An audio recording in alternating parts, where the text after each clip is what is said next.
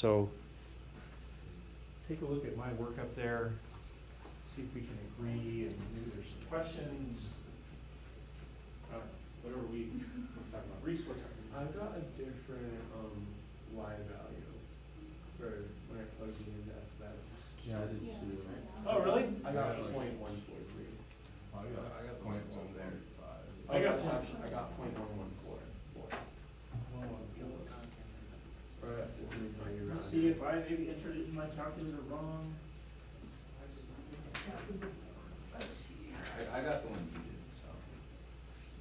did, so. Reese, did you get 0.2367329? Yeah. For the X value? Okay, so 0.2367329.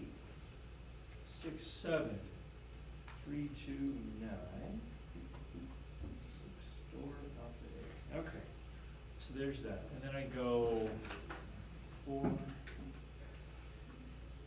cubed plus. We're going to be plugging it into the top equation for f of x plus f prime of x. To find what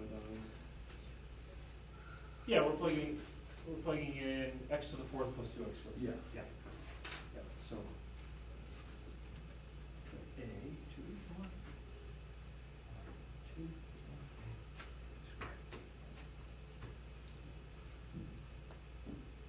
I get 0.115. That's what I got 0.114. Doggone it, I'm sorry. I do not have an answer for why that is. So that's an easy fix. My apologies. I don't know why. What I was checking, Reese, was to see if I accidentally plugged it in F prime, and I didn't do that either. So I don't have a good answer. So I would say this should be 0.115, making this 0.115, and that's the magic of writing it in point slope form. Y minus? Oh yeah, because it was positive. Oh, come on. There we go. Now it looks good. Okay. Sorry for the typo, whatever calculator entry issue that was. What do you guys think? Questions on any of them, for that matter? There's your chance. This is where silence is not golden. Where do you get the slope for the equation of number 1 again? Great question. I get it from right here. I'm told that I want to know the equation of the tangent line when f prime is 1. So this is a quartic, right? So this might look like one of these guys, or it might look like one of those guys or something. You got to admit the slope is changing constantly, and I want to find out the equation of the tangent line at a specific spot when f prime, and f prime, of course, is the slope of f, slope of the curve. So that's where I'm getting my slope from.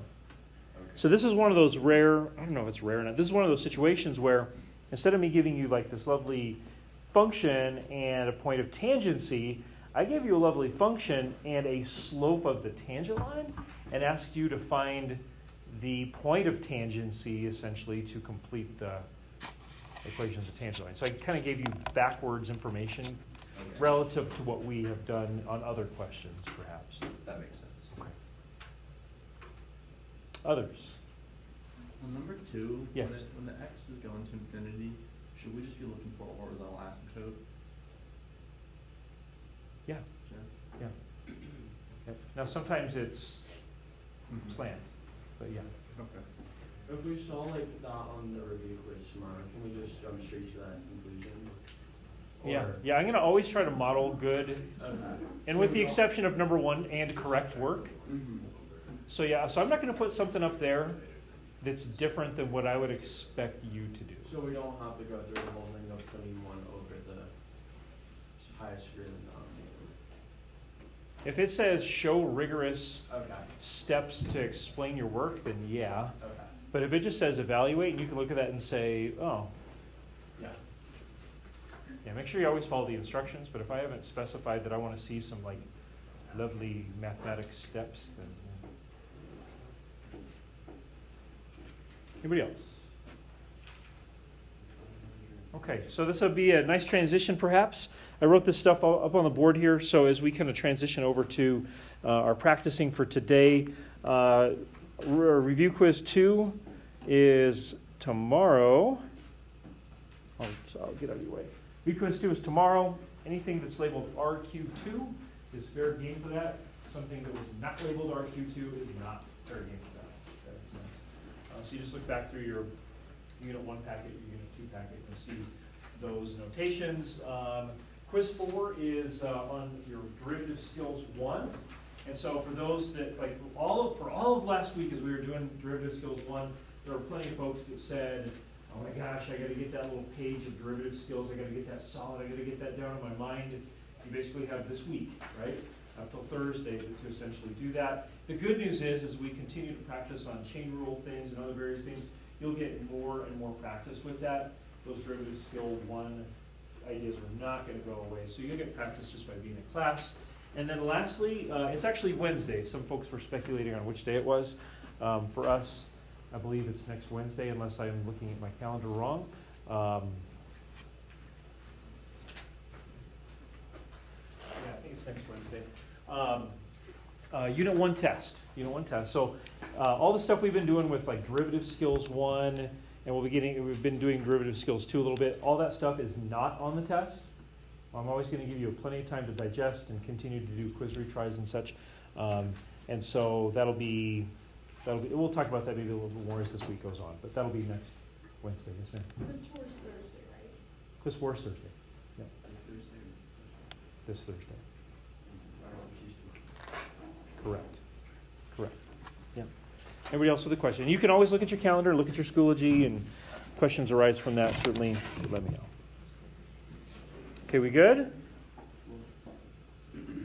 Okay, so maybe one last thought here before we jump in to what we're doing. I think everybody's had time to get settled with those answers, and that is this.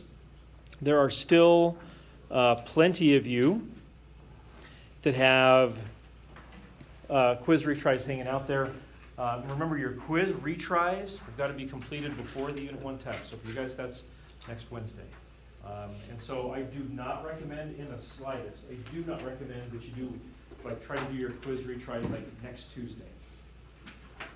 I just think that that's really bad practice. It doesn't give you time to pivot if you struggled on any of those. And so I would recommend this week being the week where by the time Friday rolls around, you're like, I've done all the retries that I needed to do on quizzes 1 through 3. I'm set, I'm strong. Unit 1 test is going to go well because I've done all the retries I needed to do. I would set your goal to have that done this week. Sooner is better than later, okay? Okay, fair enough. So there's one example we didn't get to last time, so we're going to go back in time a little bit, and then we'll jump forward in time here in our class. We did not get to number 3, am I correct, from the other day? So Unit 2, Day 3, if you would. Check this one out. This is another opportunity for practice with the chain rule. And I thought to kind of help get you warmed up a little bit on a question like this, would you consider a rewrite on this one before you did anything else? What rewrite would you think about? X squared minus 2x plus 1 to the power of 1/4. Yeah, get rid of the radical, replace it with a rational exponent. To me, I believe makes a lot of sense. So I'd write this as f of x equals negative 3 parentheses x squared minus 2x plus 1 all to the 1/4, as Hunter said. I think that makes a lot of sense. So take a minute, please try this one without a calculator or anything. Bless you. And see how it all goes for you. It does say explain the graphical meaning, and I encourage you to write that down too. We'll talk about that when the time comes. What I hope your thinking, maybe my thinking would be here. You're on freeze, Mr. Thank you very much. So, and this first step is not trivial. It's not always going to be easy or difficult or medium. I mean, you got to approach each of these uniquely. Can you guys look at this and can you identify this as being composite? What tells you that it's composite? What elements do you see up there that say that's composite? The polynomial function inside of the square to the 4th root. 4th root? Or however you use that. Yeah. Yeah, it's a polynomial, something like not simple, just like an x, right? Inside a 4th root. Okay? So anytime you've got a function that's more than just an x, and it's been put into some other function as its input, That makes it composite, a composition of two functions. So once you see this, once you see that it's composite, and you're supposed to be finding a derivative of it, what process, what rule have we learned to use? Chain rule. It's got to be a chain rule. So I personally love the analogy of the boxes. So if we recognize this being composite, we got boxes within boxes, what would you guys say is the small box on the inside? Does that analogy make sense? Do you see how that's been put into a bigger box?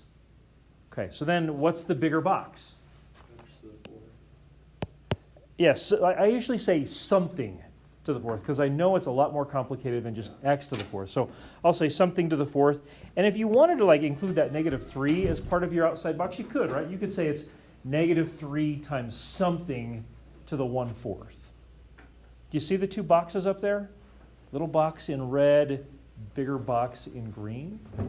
I use those colors specifically because green means go, right? And so we are going to be working with the bigger box first because you got to open the bigger box where you can even see that there's a little box in there. So when I differentiate that bigger box, what rule do I use? Power rule. It's a power rule, right? It's something to the 1/4. So I'm going to say that f prime of x equals -3/4 times the little box still in there to the -3/4. I'm not done yet. I haven't completed my chain rule, but I've opened the big box, right? Big box is open, and what's in the big box? A little box. Yeah, this little box called x squared minus 2x plus 1. Little nice little box, right? So then remember your excitement in these situations multiplies, right? You get more and more excited. So we go times the opening of the little box. So when I open the little box, I'm actually differentiating, right? And what's the derivative of the little box? 2x minus 2. 2x minus 2. So there's your chain, second part of your chain, right? 2x minus 2. So can you visualize the big box opening, the little box coming out and differentiating that? Okay. All right, so that's f prime of x. So we had to find that before we found f prime of 2. So now to find f prime of 2, I simply take what I just found out and I plug in a 2. So -3/4.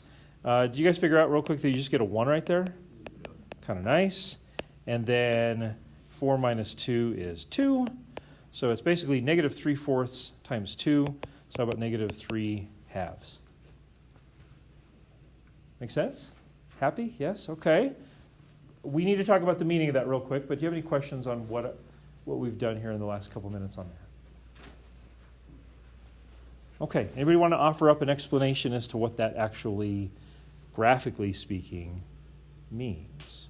Any thoughts? I got two guys. These guys have sort of dominated our conversation, which they are very nice people. I'm just wondering if anybody else has something. Or I'm just going to start calling on people. I'm glad you guys know a lot of the answers. I mean, that's great.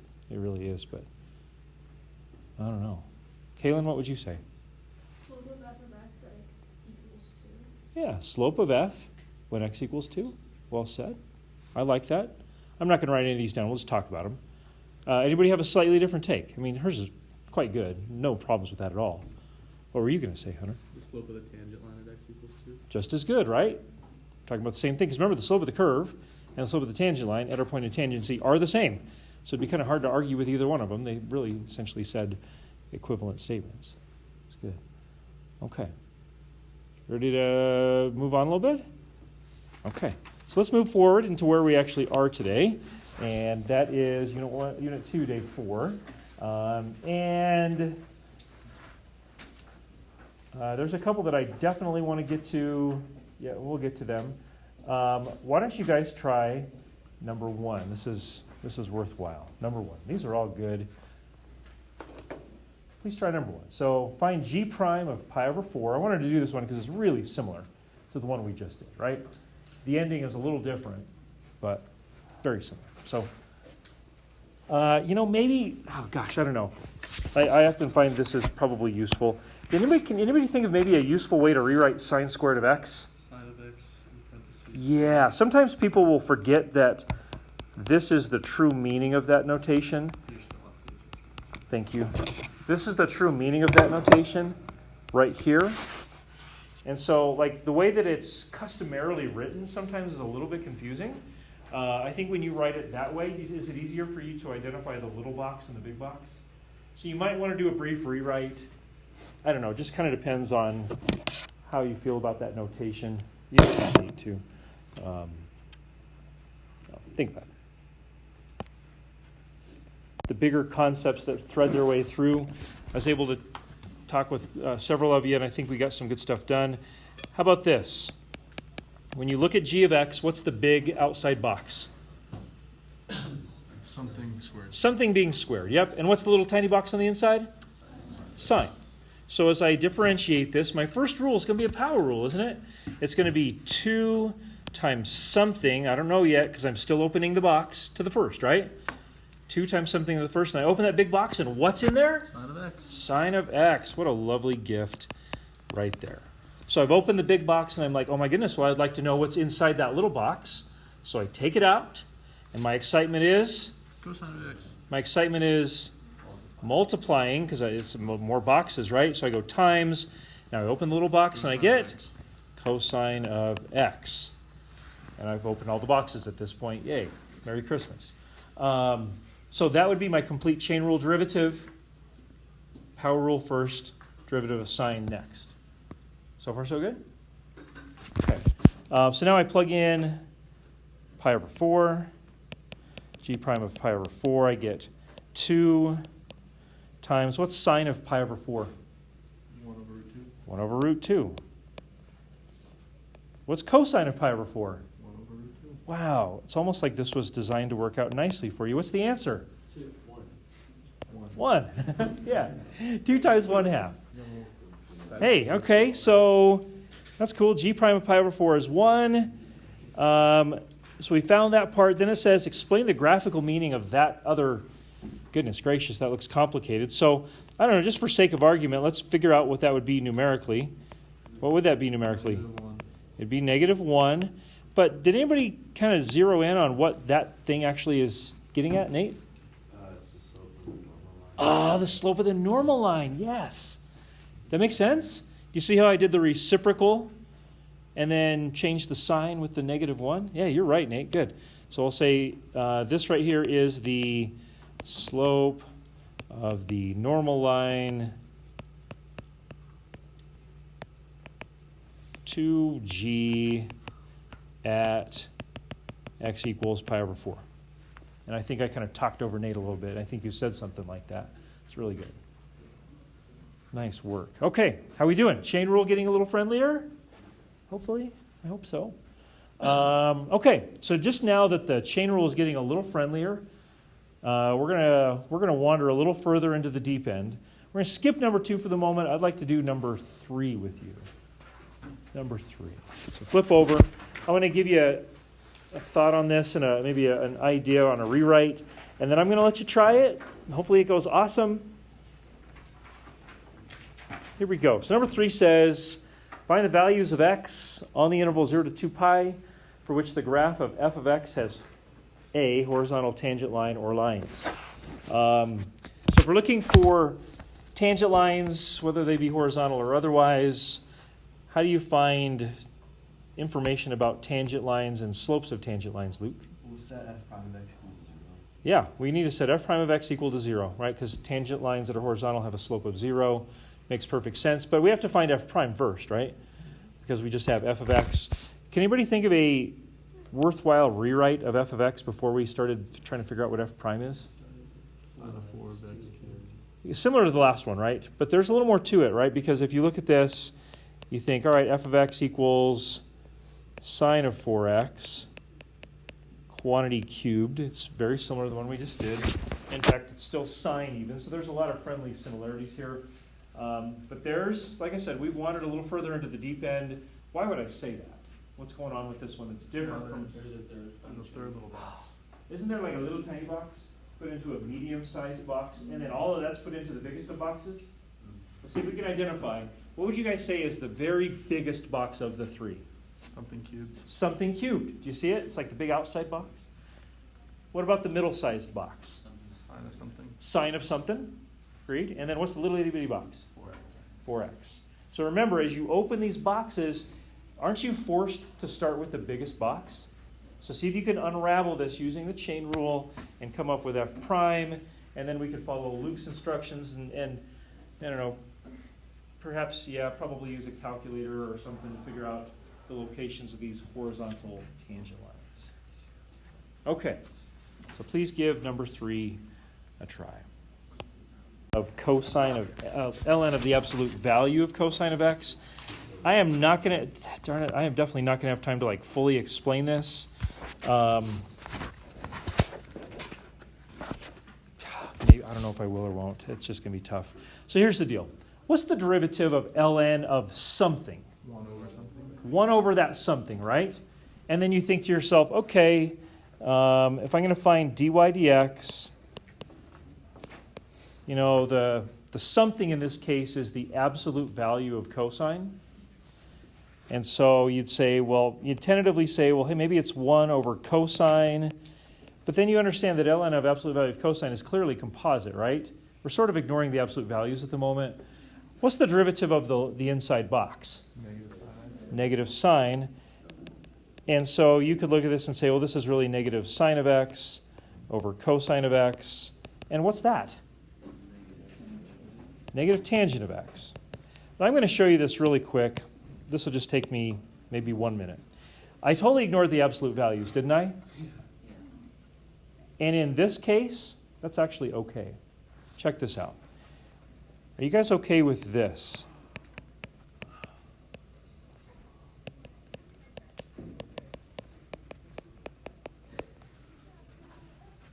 I'm not done yet. Are you okay with that part?